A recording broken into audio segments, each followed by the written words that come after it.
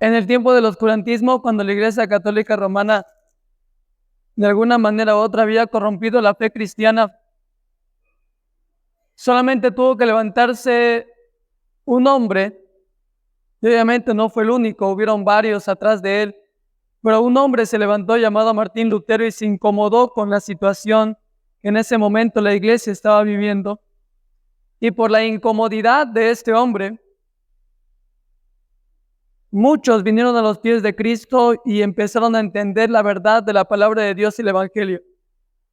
Y así comienzan los cambios. Los cambios comienzan con la incomodidad de tal vez uno o dos creyentes que empiezan a levantarse de forma bíblica y empiezan a ver tal vez algunas falencias y empiezan a crear soluciones. No solamente son críticos de balcón, como dijo un pastor, sino que ellos intentan buscar soluciones a diferentes falencias de la iglesia.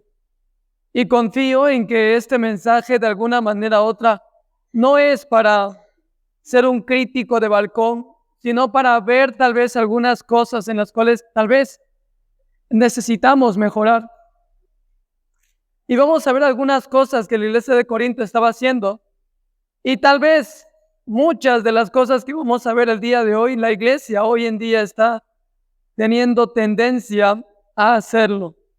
La iglesia de Corinto ciertamente era una iglesia que se había acomodado, no solamente a sus costumbres anteriores, sino también a lo que siempre había venido haciendo por tradición. En la iglesia de Corinto había división, había una predicación débil, había una falta de discernimiento de parte de sus miembros, había un concepto equivocado de lo que es ser un ministro, había una falta de disciplina en la iglesia, habían matrimonios destruidos, había fornicación, había desprecio contra el ministro, contra el pastor, contra el obispo, había miembros impenitentes, rebeldes, había desorden en la iglesia en cuanto a dones y lo más importante, había falta de amor en aquella iglesia, había falta de unión en aquella iglesia. Ahora, vamos a ver cada uno de estos puntos en la iglesia de Corinto y no simplemente, repito, vamos a ser críticos de balcón, sino queremos examinar estas cosas a la luz de la palabra de Dios para poder aprender de la palabra de Dios y poder crear soluciones. Empecemos con el primer punto, la división en la iglesia. Primera de Corintios, capítulo 1, verso 10. Os ruego, pues, hermanos, por el nombre de nuestro Señor Jesucristo, que habléis todos una misma cosa, y que no haya entre vosotros divisiones, sino que estéis perfectamente unidos en una misma mente y en un mismo parecer. Porque he sido informado acerca de vosotros, hermanos míos, por los de Cloé, y hay entre vosotros contiendas. Quiero decir que cada uno de vosotros dice, yo soy de Pablo, y yo de Apolos, y yo de Cefas, y yo de Cristo. ¿Acaso está dividido Cristo? ¿Fue crucificado Pablo por vosotros? ¿O fuisteis bautizados en el nombre de Pablo? Doy gracias a Dios que a ninguno de vosotros he bautizado, sino a Crispo y a Gallo, para que ninguno diga que fuiste bautizados en mi nombre. También bauticé la familia de Estéfanas, de los demás, no sé si he bautizado a alguno otro. Pues no me envió Cristo a bautizar, sino a predicar el evangelio, no con sabiduría de palabras, para que no se haga vana la cruz de Cristo. Las divisiones de la iglesia comienzan principalmente cuando hay preferencias de parte de los miembros. Toda división en una iglesia ha comenzado con ello. Hay preferencias en Dios a un ministro. Y prueba de ello tenemos a muchas iglesias. Creo que cuando alguien se para aquí y tiene tal vez conocimiento, o si no tiene conocimiento, tiene elocuencia, o si no tiene elocuencia, tiene inteligencia, o tiene humildad, o tiene diferentes características que lo hacen particular. A veces los miembros de la iglesia suelen preferir uno más que otro. Y eso es lo que estaba pasando en Corinto. Y Pablo tiene que exhortarles y decirles, oye, Mira, ninguno de los predicadores que han pasado por sus iglesias han sido crucificados por ustedes. Cristo fue crucificado por ustedes. Cristo en realidad merece toda gloria y honra.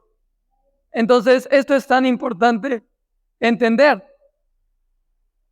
Hoy en día vemos en las redes sociales mucha información y mucha de la información que se está filtrando lastimosamente es negativa.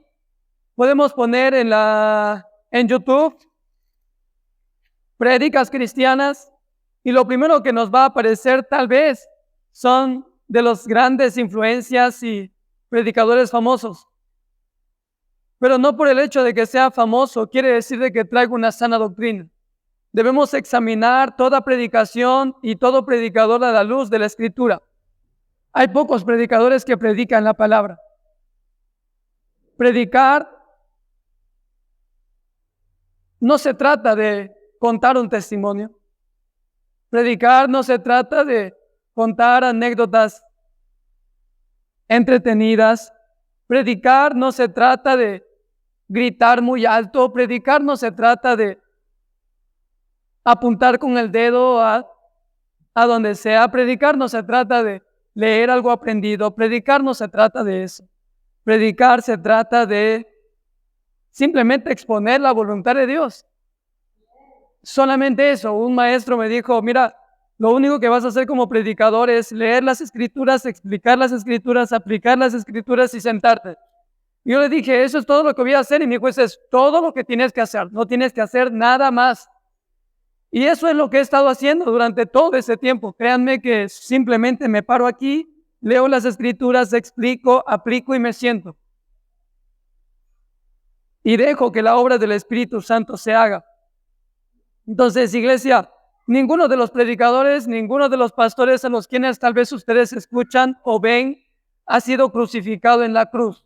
Únicamente Cristo murió en la cruz por tus pecados y es el único a quien tú debes seguir. No hay otro más. Pablo responde a todos esos hombres en Corintios y dice, ustedes no han sido salvos por tal o cual predicador. Ninguno de ellos pagó el precio de su redención. Versículo 27 dice, sino que lo necio del mundo escogió Dios para avergonzar a los sabios, y lo débil del mundo escogió Dios para avergonzar a lo fuerte, y lo vil del mundo y lo menospreciado escogió Dios, y lo que no es para deshacer lo que es, a fin de que nadie se jacte en su presencia. Me gusta repetir este verso, porque como predicador tengo que repetírmelo todas las veces, porque no soy especial. No soy un hombre noble, no soy un hombre sabio por mí mismo. Dios me sacó de lo más vil y menospreciado. Dios me sacó de entre aquello que simplemente no servía y volvió algo servible, algo para su propósito. Simplemente la gente no daba ni un sol por mí. La gente pensaba que yo iba a morir en las drogas. Sin embargo, aquí estoy predicando la palabra. No, es algo que nunca merecí, es algo que ni siquiera pedí, es algo simplemente que Dios lo hizo. Y esto tienes que tener en cuenta, cada predicador y cada ministro que se levanta predicando la palabra salió del mismo fango, del mismo charco de suciedad que tú y yo salimos. Salió de lo mismo, no es ninguna persona más alta ni más especial que ninguno de ustedes. Todos somos pecadores redimidos por la gracia de Dios.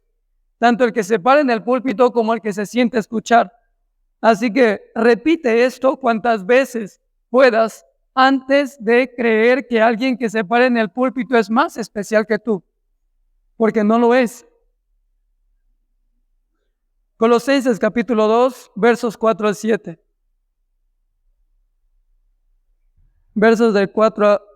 Colosenses capítulo 2, versos 4 al 7. Y esto lo digo para que nadie os engañe con palabras persuasivas, porque aunque estoy ausente en cuerpo, no obstante, en espíritu estoy con vosotros, gozándome y mirando vuestro buen orden y la firmeza de vuestra fe en Cristo. Por tanto, de la manera que habéis recibido al Señor Jesucristo, andad en Él, arraigados y sobreedificados en Él, y confirmados en la fe, así como habéis sido enseñados, abundando en acciones de gracias. ¿Sabes? Hay una guía pastoral siempre en la iglesia, pero el pastor de pastores es Cristo. Hay alguien que guía a la iglesia, pero la piedra y el fundamento en donde se forma la iglesia es Cristo. Pedro dijo a los pastores y obispos, no os enseñoreen de la grey. Y esto ocurre mucho en las sectas. Cuando una iglesia se vuelve una secta, cuando cree que su líder o su pastor es el más ungido de todos los líderes, cuando un miembro de la iglesia considera que si por salir de su iglesia pierde la cobertura de su ministro y le va a venir alguna maldición o alguna plaga, es una secta. Es una secta. Esa idea de la cobertura empezó en las sectas. Ningún hombre nos da su cobertura más que Cristo. Cristo es el único que cubre a sus miembros. Y el apóstol Pablo está diciendo aquí, versículo 6, andad en él, en Cristo, y arraíguense y sobreedifíquense en él, es decir, en Cristo, en la palabra, en la sabiduría que emana de los labios de Cristo, en la palabra, en la sabiduría que emana en la palabra de Dios. La iglesia no obedece a meros mandamientos humanos, la iglesia obedece a mandamientos de Dios. La iglesia no se fundamenta en estatutos y preceptos humanos, sino se fundamenta en preceptos y estatutos divinos escritos en la palabra de Dios. Eso era lo que decía la sola escritura. La sola escritura en la iglesia protestante decía que la palabra de Dios es la regla de fe y conducta del creyente, que la escritura tiene autoridad no solamente sobre el ministro, sino sobre la iglesia. La escritura determina cómo debemos conducirnos y qué es lo que debemos creer. La iglesia de Corinto estaba expuesta a una predicación débil. Primera de Corintios capítulo 1, verso 18.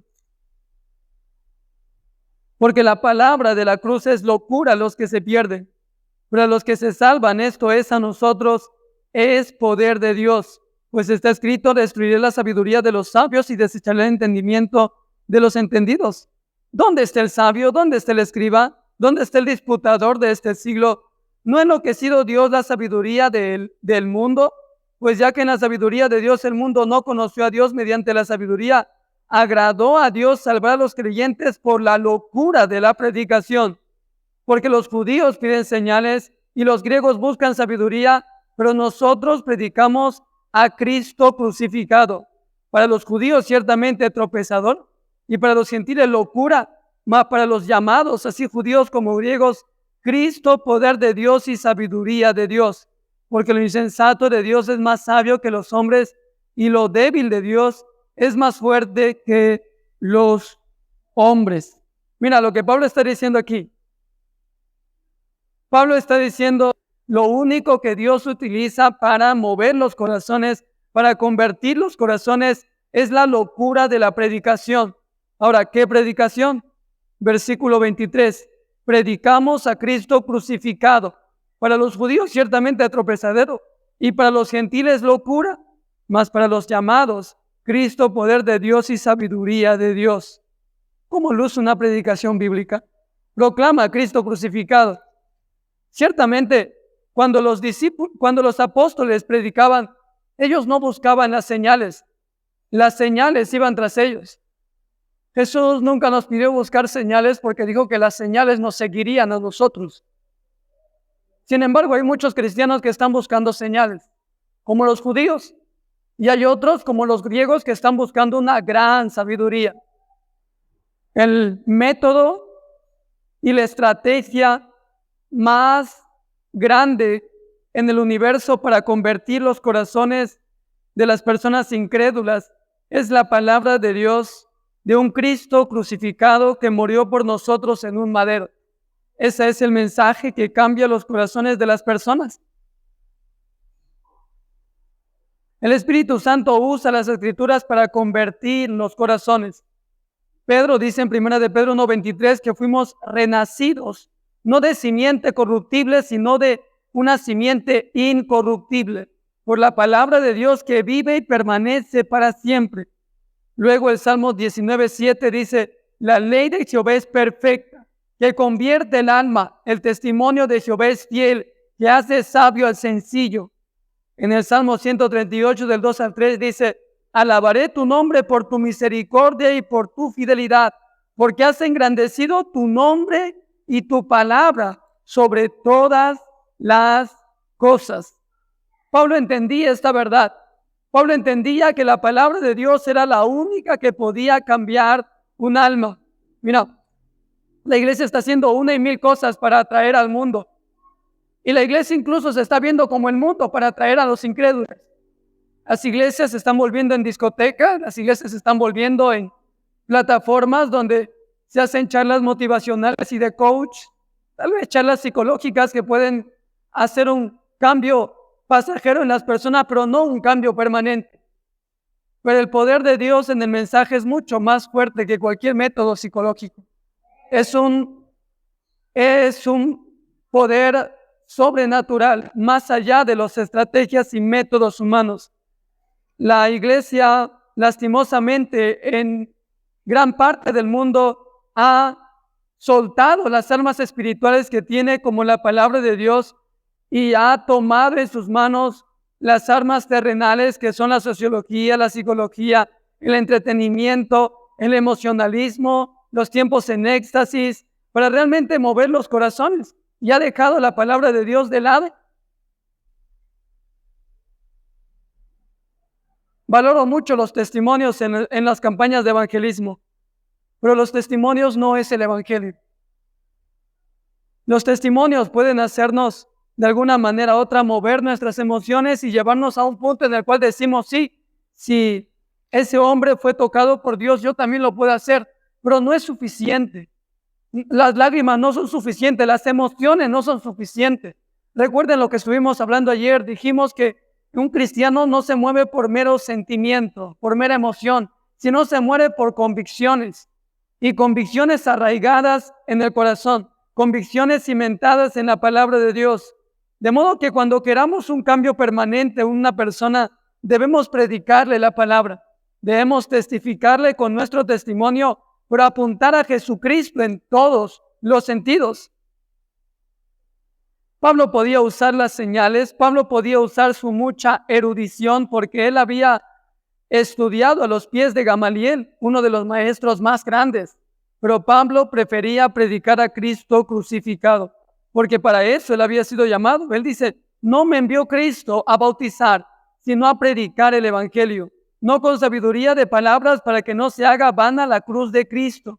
En pocas palabras, Pablo decía, no voy a predicar con sabiduría mía, porque si no ustedes van a poner la mirada en mí. Yo quiero que ustedes pongan la mirada en Cristo, por lo cual predico la cruz. Entonces no pongan la mirada sobre ningún líder o predicador, pongan la mirada en Cristo, porque es el único que no va a fallar. Somos seres falibles. Las mismas cosas que yo predico, estoy consciente que son las mismas cosas que muchas veces he transgredido. No soy un hombre perfecto. No soy un hombre que me paro aquí por ser el santo. Soy un hombre que me paro aquí porque Dios tuvo misericordia de mí y me dio ese ministerio. Pero más allá no puedo ir. Entonces, esto es muy importante. ¿Sabes por qué les digo que no debemos confiar en un ministerio que simplemente exhibe señales y milagros? Porque las señales y milagros estuvieron en el Antiguo Testamento, incluso siendo hechas por magos del faraón. Y las señales y milagros serán las señales de los falsos maestros en Apocalipsis. Acompáñame a Apocalipsis capítulo 16, verso 14. Perdón, Mateo capítulo 24, verso 24.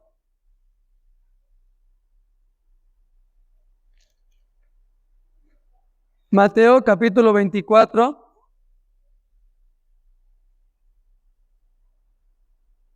verso 24.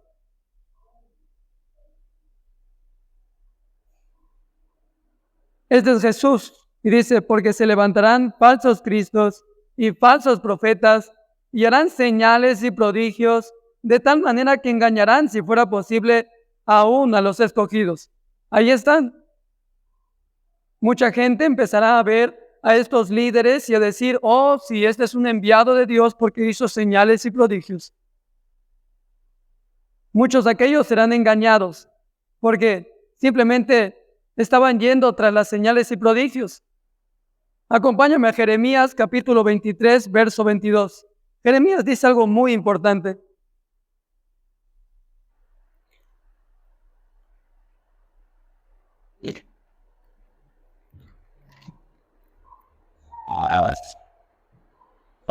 Veamos desde el verso 21. Dice, no envié yo a aquellos profetas, pero ellos corrían. Yo no les hablé, mas ellos profetizaban. Pero si ellos hubieran estado en mi secreto, habrían hecho oír mis palabras a mi pueblo, y lo habrían hecho volver de su mal camino y de la maldad de sus obras. Versículo 23. ¿Soy yo Dios de cerca solamente, dice Jehová, y no Dios de muy lejos? ¿Se ocultará alguno, dice Jehová, en escondrijos que yo no lo vea? ¿No lleno yo, dice Jehová, el cielo y la tierra? Yo he oído lo que aquellos profetas dijeron, profetizando mentira en mi nombre, diciendo, soñé, soñé. ¿Hasta cuándo estará esto en el corazón de los profetas que profetizan mentira y que profetizan el engaño de su corazón? ¿No piensan cómo hacen que mi pueblo se olvide de mi nombre con sus sueños, que cada uno cuenta a su compañero, al modo que sus padres se olvidaron de mi nombre por Baal? El profeta que tuviera un sueño, cuente el sueño, y aquel a quien fuera mi palabra, cuente mi palabra verdadera. ¿Qué tiene que ver la paja con el tigre, dice Jehová? ¿No es mi palabra como fuego, dice Jehová, y como martillo que quebranta la piedra?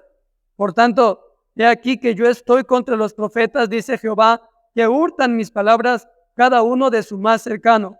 Dice Jehová, he aquí yo estoy contra los profetas que endulzan sus lenguas y dicen, él ha dicho.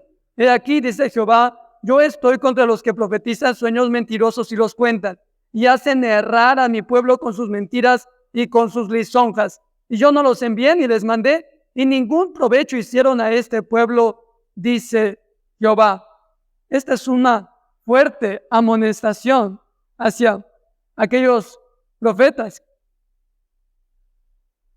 Un profeta es aquel que declara la palabra de Dios. Un profeta es aquel que declara la voluntad de Dios. Un profeta es aquel que amonesta. ¿Sabes qué decían los profetas falsos? Ellos decían paz, paz y prosperidad. ¿Sabes qué decían los profetas verdaderos? Arrepiéntanse. La ira de Dios viene sobre ustedes. ¿Sabes cómo eran tratados los profetas falsos?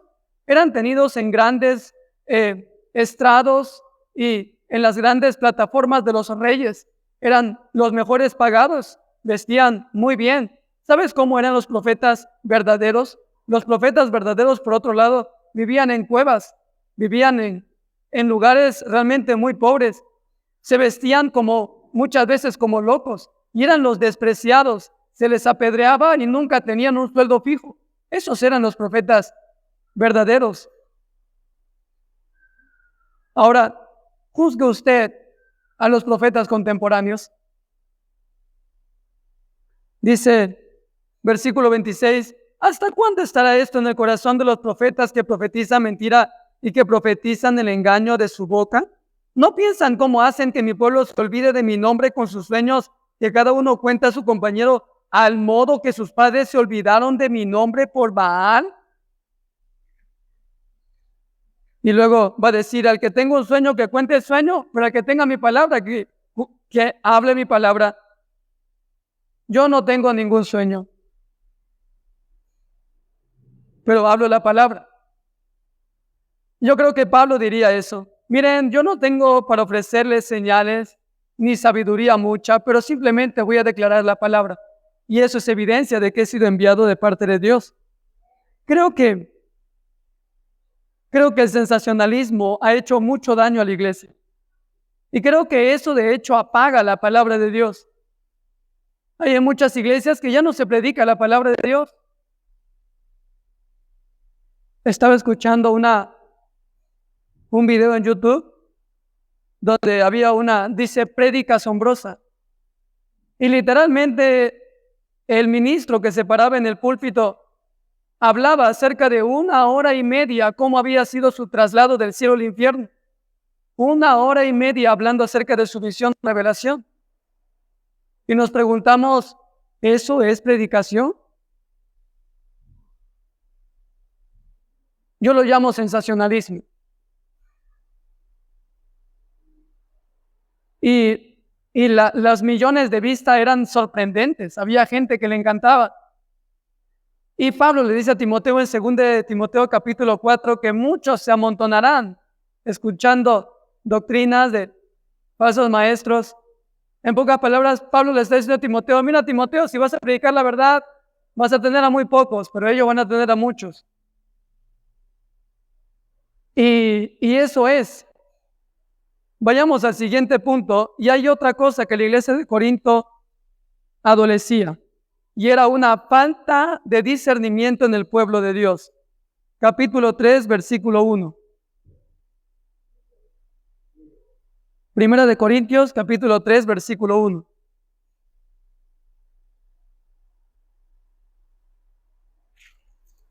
De manera que yo, hermanos, no pude hablaros como espirituales, sino como a carnales, como a niños en Cristo. Hay muchos que dicen que este texto habla acerca de cristianos carnales. Y ese término es algo incongruente. Porque Romanos 8, 7 al 9 va a decir que aquellos que viven en la carne no pueden agradar a Dios ni tienen el Espíritu Santo. De modo que decir cristiano es alguien que tiene el Espíritu Santo. Y decir que es carnal contradice la afirmación de que tiene el Espíritu Santo. Pablo no está hablando de cristianos carnales como tales, sino de niños espirituales.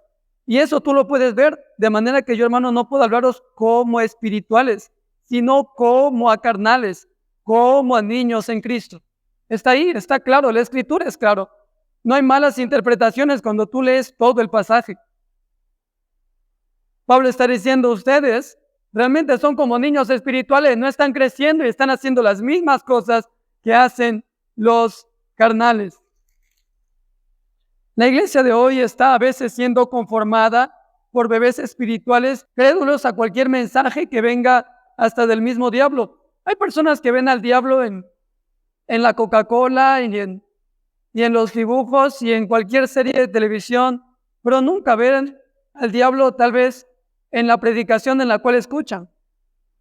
Y es interesante porque el diablo a veces no está tan interesado en influir por medio de tales o cuales medios. El diablo está más interesado en vestirse como ministro del Evangelio. Y eso es lo que dice la palabra. La palabra de Dios dice que el diablo se viste como ministro de luz. En 1 Corintios 15, 34 dice lo siguiente. Velad debidamente y no pequéis, porque algunos no conocen a Dios. Para vergüenza vuestra lo digo. ¿Quiénes siguen a estos falsos maestros? ¿Quiénes siguen a estos hombres que empiezan a hablar falsedades acerca de Dios, acerca del Espíritu Santo? Obviamente aquellos que no conocen a Dios. Por eso es tan importante que la iglesia conozca a Dios por encima de todo. Ningún cristiano bien informado es engañado. Ningún cristiano bien informado es engañado. Ningún cristiano que lee su Biblia y que escucha predicación bíblica es engañado. Por eso el apóstol Pablo dice, velad debidamente y no pequéis, porque algunos no conocen a Dios. Para vergüenza vuestra lo digo. El conocimiento de Dios trae madurez al pueblo de Dios. El conocimiento de Dios trae convicción y fortaleza al pueblo de Dios. Un siguiente punto. La iglesia de Corinto adolecía de un falso concepto del ministerio. Capítulo 4, verso 1. Capítulo 4, verso 1. Dice, así pues, tengamos los hombres por servidores de Cristo y administradores de los misterios de Dios. Versículo 6 al 7 también. Pero esto, hermanos, lo he presentado como ejemplo en mí y en Apolos por amor de vosotros, para que en nosotros aprendáis a no pensar más de lo que está escrito, no sea porque por causa de uno os envanezcáis unos contra otros. Fíjate, en el versículo 1 está diciendo que tengan a los hombres, aquellos que sirven en la casa de Dios, como servidores y administradores. Simplemente como eso. ¿Qué significa ministro? Algunos han endiosado la palabra ministro. Es un ministro o es alguien de gran estatus. Es un ministro o es alguien más ungido que nosotros. Un ministro significa siervo. Simplemente eso, es un siervo. Es un servidor de Cristo.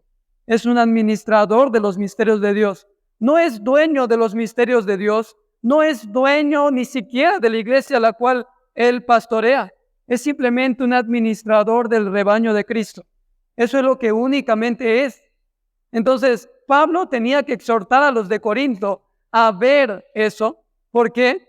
Porque en el versículo 6 va a decir, para que nosotros aprendáis a no pensar más de lo que está escrito, no sea que por causa de uno os envanezcáis unos contra otros.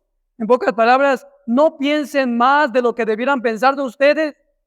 No piensen que ustedes son superhombres, no piensen que ustedes son realmente más privilegiados de los unos de los otros, porque si no, se envanece su corazón.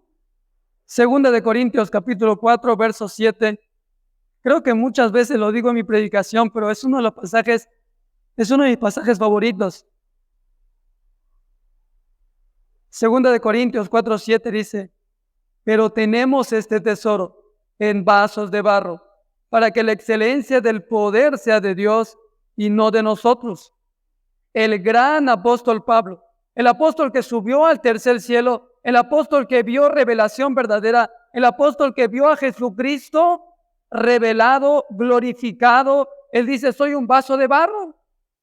Pero sin embargo, hay muchas personas, hay muchos ministros hoy que tal vez tienen alguna supuesta revelación o algún atisbo de algún misterio y dicen ser más que vasos de barro.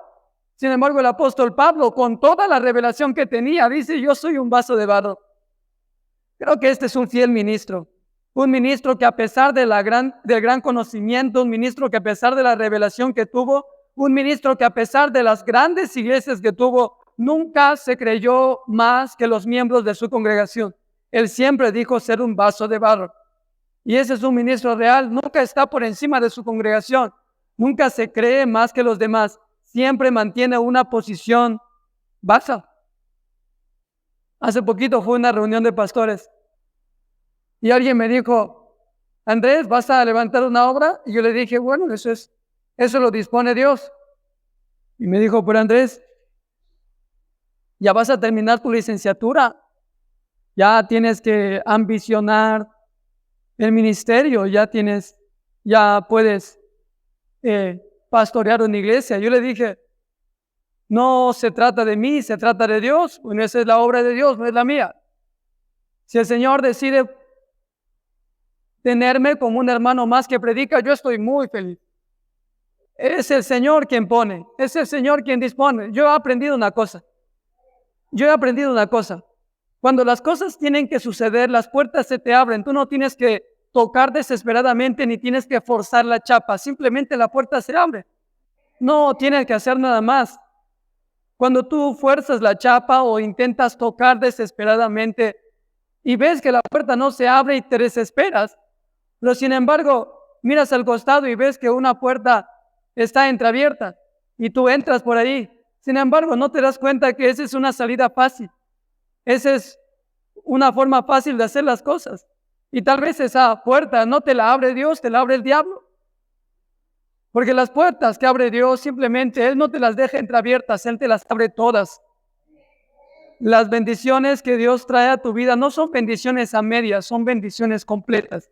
Y cuando Él lo quiere hacer, Él lo hace, con ayuda o sin ayuda, teniendo influencia o no teniendo influencia, teniendo las capacidades o no teniendo las capacidades, simplemente Él lo hace, no tienes que esforzarte mucho.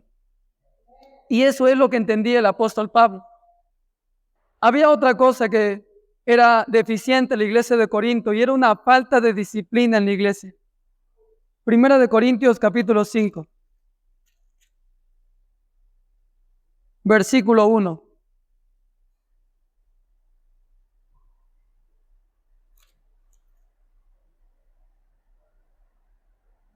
De cierto se oye que hay entre vosotros fornicación, y tal fornicación cual ni aun se nombra entre los gentiles, tanto que alguno tiene a la mujer de su padre, y vosotros estáis envanecidos.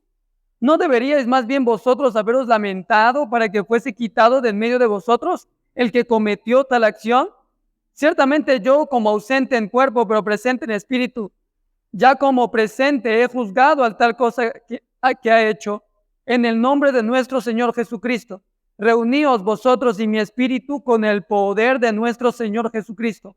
El tal se ha entregado a Satanás para destrucción de la carne, a fin de que el espíritu sea salvo en el día del Señor Jesús. Este es Pablo en su lado más, de alguna manera u otra, reprensivo. Este es Pablo molesto. Está molesto porque hay alguien que está en fornicación y tiene la mujer de su padre.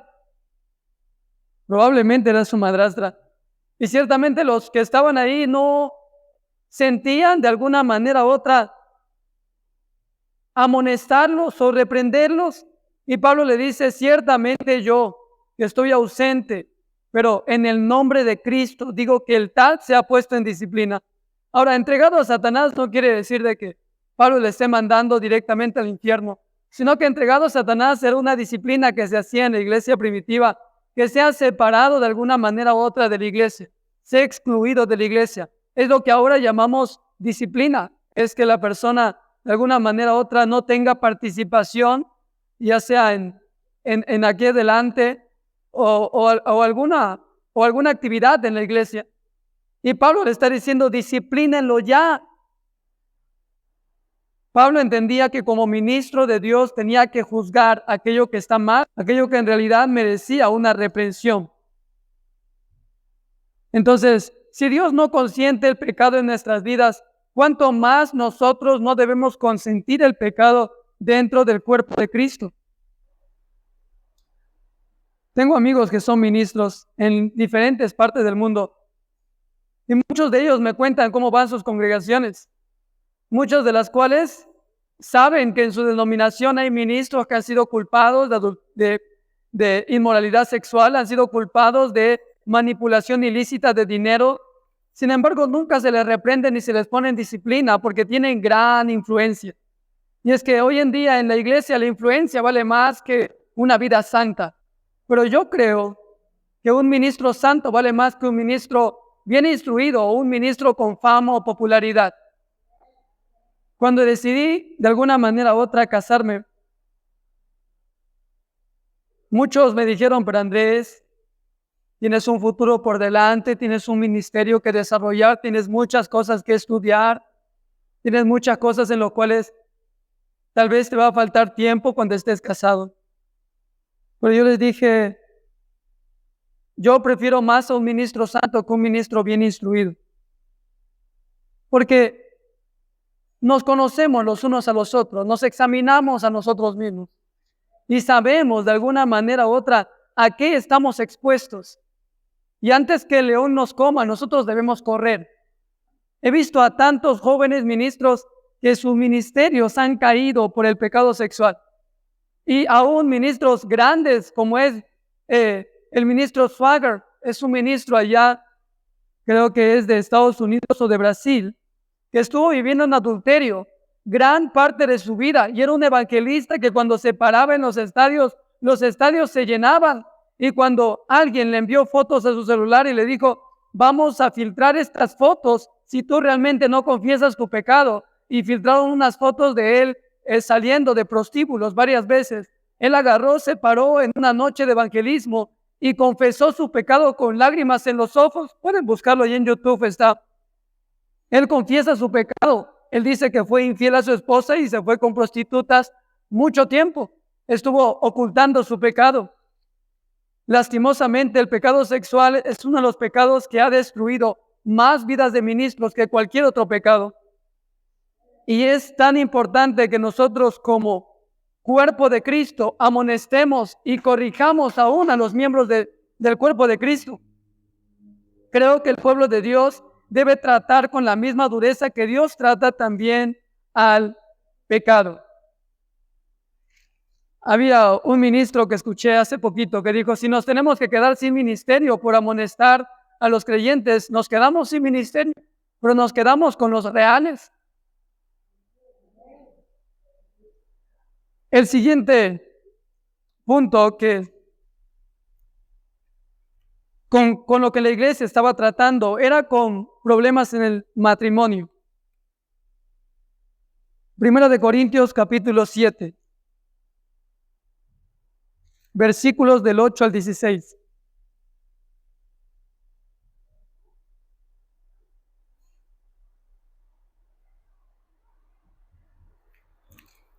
Digo pues a los solteros y a las viudas, que bueno les fuera quedarse como yo, pero si no tienen don de continencia, cásense, pues es mejor casarse que estarse quemando. Pero a los que están unidos en matrimonio, mando no yo, sino el Señor, que la mujer no se separe del marido, y si se separa, quédese sin casar, o reconcíliese con su marido, y que el marido no abandone a su mujer. Este texto es muy controversial, hay muchas cosas que ahondar, pero no tenemos el tiempo ahora para ahondarlo. Simplemente quiero enfatizar aquí la importancia de instruir al pueblo de Dios en torno al matrimonio. Creo que las diferentes conferencias de matrimonios que se hacen son muy importantes. Yo creo que todo matrimonio que quiera vivir saludablemente esa etapa debe asistir a esas conferencias o capacitaciones. Debe instruirse por medio de la palabra de Dios para saber llevar un matrimonio en la voluntad de Dios. El matrimonio es algo que a muchos aterra, inclusive a cristianos.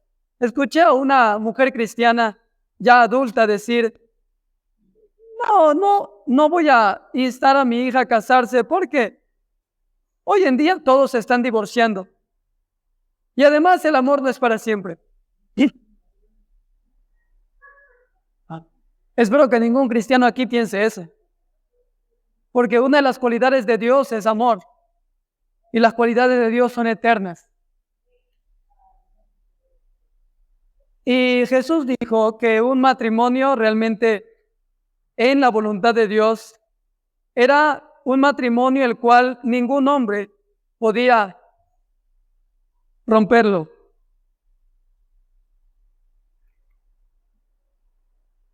Las investigaciones de Barna, un analista, dice que los evangélicos tienen la tasa más baja de divorcios en Estados Unidos. Eso es muy bueno. Para empezar es muy bueno. Pero sin embargo, va a ir subiendo. ¿Sabes por qué va a ir subiendo? Porque muchos de los cristianos aquí presentes instruyen a sus hijos en el matrimonio y en las relaciones por medio de las novelas y series de televisión. Muchos de ustedes creen más en las series de televisión y en lo que pasa allí, más que en lo que dice la palabra de Dios. Muchos de ustedes cuando quieren saber acerca del amor y acerca de ciertas cosas, prenden su televisión para ver una película romántica en vez de abrir la Biblia y ver cómo luce el amor real. Y déjeme decirle que lo que ocurre en las películas no ocurre en la vida real. Es completamente lo opuesto. Entonces, ¿cómo nosotros debemos instruir a nuestros hijos o cómo igualmente nosotros debemos ser instruidos en torno a esas cuestiones de matrimonio y relaciones? Bueno, la palabra de Dios dice que toda la Escritura es inspirada por Dios y es útil para redarguir, para enseñar, para reprender, para preparar a todo hombre. La Escritura es suficiente para enseñar a todo hombre, a toda mujer, para que pueda de alguna manera u otra estar preparado. Esto es tan importante. El siguiente punto con que muchas veces la iglesia de Corinto tenía problemas, era que menospreciaba a su ministro. Capítulo 9, verso 1. ¿No soy apóstol? ¿No soy libre? ¿No he visto a Jesús el Señor nuestro? ¿No sois vosotros mi obra en el Señor? Si para otros no soy apóstol, Para vosotros ciertamente lo soy, porque el sello de mi apostolado sois vosotros en el Señor. Contra los que me acusan, esta es mi defensa. ¿Acaso no tenemos derecho de comer y beber? ¿No tenemos derecho de traer con nosotros una hermana por mujer, como también los otros apóstoles y los hermanos del Señor y Cefas? ¿O solo yo y Bernabé no tenemos derecho de no trabajar? ¿Quién fue jamás soldado a sus propias expensas? ¿Quién planta viña y no come de su fruto? ¿O quién apacienta el rebaño y no toma de la leche del rebaño? Digo esto solo como hombre. ¿No dice esto también la ley? Porque en la ley de Moisés está escrito: no pondrás bozal al buey que trilla. ¿Tiene Dios cuidado de los bueyes? ¿O los dice enteramente por nosotros? Pues por nosotros escribió, porque con esperanza debe arar el que ara, y el que trilla con esperanza de recibir del fruto. Si nosotros sembramos entre vosotros lo espiritual, es gran cosa si segaremos de vosotros lo material. Si otros participan de este derecho sobre vosotros, ¿cuánto más nosotros? Porque no hemos usado de este derecho, sino que lo soportamos todo, por no poner ningún obstáculo al Evangelio de Cristo. Ahora, el apóstol Pablo luego va a decir acerca de que él realmente, por no poner tropiezo a la iglesia, trabaja con sus propias manos. Sin embargo, el apóstol Pablo va a decir en el versículo 14, así también ordenó el Señor a los que anuncian el Evangelio, que vivan del Evangelio. Hay muchos que quieren quitar esto de las Escrituras, pero ciertamente es la Escritura. Esto no es algo que se inventó alguien, esto está en la Escritura. Pablo hacía carpas, pero Pablo entendía que si predicaba el Evangelio, él ciertamente debía ser sustentado por aquellos a quienes él ministraba. Pablo ve el pastorado o ve su trabajo no como algo de poca importancia, sino como un trabajo que tiene un derecho, y ese derecho era el ser retribuido. Pablo no tenía reparos en hablar acerca de ello, aún siendo un apóstol. Pablo está diciendo, sí, si otros están trabajando y tienen un salario, yo también ciertamente estoy trabajando. ¿Y acaso si en lo secular ellos cuando tienen fruto de su trabajo, acaso yo que planto lo espiritual no voy a tener fruto de aquello en lo material? Ahora, al parecer en la iglesia de Corinto, esto era tropiezo para algunos por las murmuraciones, y Pablo decidió trabajar para su sustento. Pero el énfasis de él está que en lo correcto sería que él sea sustentado. Esta es una posición personal, pero creo firmemente que el pastorado más idóneo es el pastorado que se hace a tiempo completo. Esto es una opinión personal mía. No quiere decir que la compartamos todos. Pero creo que el pastorado es tan amplio y se hacen tantas cosas que a veces mediodía no es suficiente. Pablo visitaba las casas, tocaba las puertas, predicaba en las sinagogas, instruía las iglesias, plantaba iglesias, discipulaba a jóvenes pastores. Pablo predicaba a los incrédulos. Pablo refutaba a los falsos maestros. Hacer eso en mediodía es insuficiente. Pero Pablo lo hacía ciertamente. ¿Pablo por qué lo hacía? Bueno, Pablo ciertamente lo hacía porque habían muchos murmuradores que decían, no, Pablo está de alguna manera u otra aprovechándose de los hermanos. Y por eso Pablo dice, bueno, para evitarme de esas murmuraciones voy a trabajar con mis manos. Pero no quiere decir de que eso sea lo correcto, porque el que predique el Evangelio, que vive el Evangelio. Creo que he conocido a muchos pastores que están viviendo por fe. No estoy aún en el ministerio pastoral, pero creo que el ministerio pastoral es sufrido. Es sufrido, uno, porque es difícil, y dos, porque muchas veces no es reconocido. Muchas veces es porque se menosprecia el ministerio pastoral. Y hay que tener mucho cuidado en menospreciar a un siervo de Dios. Creo que cualquier siervo de Dios, fiel a la Escritura, no es siervo de Dios porque ha sido llamado por un líder religioso, por una institución, sino porque ha sido llamado desde antes de la fundación del mundo por el mismo Señor. Hechos 20:28 dice, cuidaos de vosotros y de la grey, la cual ha sido comprada con la sangre de Cristo. Entonces, dice, en la cual el Espíritu Santo os ha hecho obispos. Es decir, ustedes no han sido llamados por ustedes mismos. Ustedes no se han llamado así solos. Han sido llamados por el Espíritu Santo. Creo que es muy importante que como iglesia tengamos conciencia de ello, a no menospreciar el trabajo pastoral. El siguiente punto es miembros impenitentes. Capítulo 11, verso 27. Y ya estamos terminando. Capítulo 11, verso 27 dice, de manera que cualquiera que comiera este pan o bebiera esta copa del Señor indignamente será culpado del cuerpo y de la sangre del Señor. Por tanto, pruébese cada uno a sí mismo y coma así del pan y beba de la copa. Porque el que come y bebe indignamente sin discernir el cuerpo del Señor, juicio come y bebe para sí. ¿Qué es comer la cena indignamente? Bueno, obviamente es no tener en consideración el gran acto que se está haciendo en ese momento. No saber discernir que es el cuerpo de Cristo. Venir a la iglesia con un corazón indispuesto, venir a la iglesia con un corazón resentido, que no desea confesar su pecado, es de alguna manera u otra venir a la casa de Dios indignamente.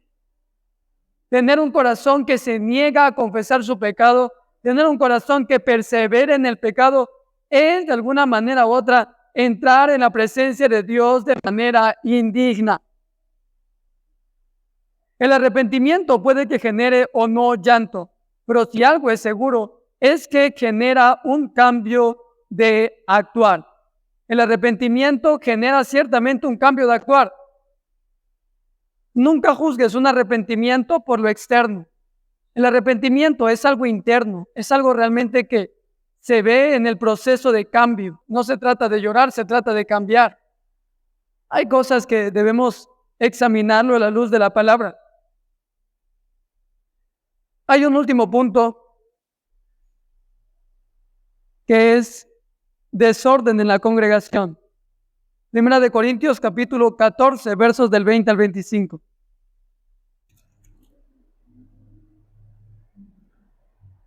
Primera de Corintios capítulo 14, versos del 20 al 25. Dice, hermanos, no seáis niños en el modo de pensar, sino sed niños en la malicia, pero maduros en el modo de pensar. En la ley está escrito, en otras lenguas y con otros labios hablaré a este pueblo, y ni aun así me oirán, dice el Señor. Así que las lenguas son por señal, no a los creyentes, sino a los incrédulos. Pero la profecía no a los incrédulos, sino a los creyentes. Sí, pues toda la iglesia se reúne en un solo lugar y todos hablan en lenguas y entran indoctos o incrédulos. ¿No dirán que estáis locos? Pero si todos profetizan y entra algún incrédulo o indocto, por todos es convertido, por todos es juzgado. Lo oculto de su corazón se hace manifiesto, y así postrándose sobre el rostro, adorará a Dios, declarando que verdaderamente Dios está entre vosotros. Estaba conversando con un amigo y estábamos hablando acerca de ciertas cosas que hay en la iglesia. Y me decía, bueno, pues las cosas que se hacen en la iglesia a veces parecen una locura, pero en realidad es locura para los de afuera, pero es sabiduría de Dios para los de adentro. Y yo le decía, bueno, si estás hablando acerca del evangelio de la palabra de Dios, estás en lo cierto. Pero si estás hablando de un desorden en la iglesia, estás completamente en lo incorrecto. Ya que la Biblia habla acerca del orden de la iglesia. Cuando alguien se pone a predicar acerca de 1 Corintios capítulo 12, hay muchos que van a decir amén. Pero estoy seguro que cuando alguien se pone a predicar acerca de 1 Corintios capítulo 14, más de uno se va a poner muy molesto. Y más si es de una línea pentecostal. Porque Pablo pone en orden la iglesia. Y pone en orden los dones. La iglesia de Corinto había visto los dones como algo en que van a gloriarse. Habían dicho, bueno, si tengo el don de lenguas, soy un ser muy especial. Si puedo profetizar, soy un ser muy especial. Y todos me tienen que escuchar. Habían visto su don como algo realmente que los hacía especiales, que los hacía más grandes que los demás. Hasta ahora, hoy en día la iglesia piensa que si a alguien se le da un don es porque tiene una vida en santidad más extrema que los demás.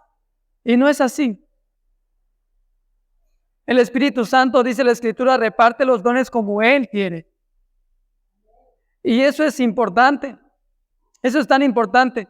Los dones de la iglesia son para edificación del cuerpo de Cristo, únicamente para ello. El énfasis desmedido en algunas iglesias por los dones han llevado a un desorden en el cual nunca fue el propósito de los dones. 1 Corintios capítulo 14, verso 12 dice, así también vosotros, pues que anheláis dones espirituales, procurad abundar en ellos para edificación de la iglesia. Para edificación de la iglesia, ¿sabes? Cada don que hay en la iglesia es para edificación del cuerpo de Cristo. Si solamente me edifica a mí, es mejor que lo haga solamente en casa. El apóstol Pablo dice eso. Dice, yo hablo con Dios, sí, pero lo hago en casa, porque sé que ciertamente esto me va a edificar a mí, pero los demás no van a entender. Esto es tan importante. El desorden en la casa de Dios, referente a los dones, comienza a partir en el cual tú piensas que tus dones te hacen un ser más especial que los otros. 1 Corintios capítulo 12. Versículo 31.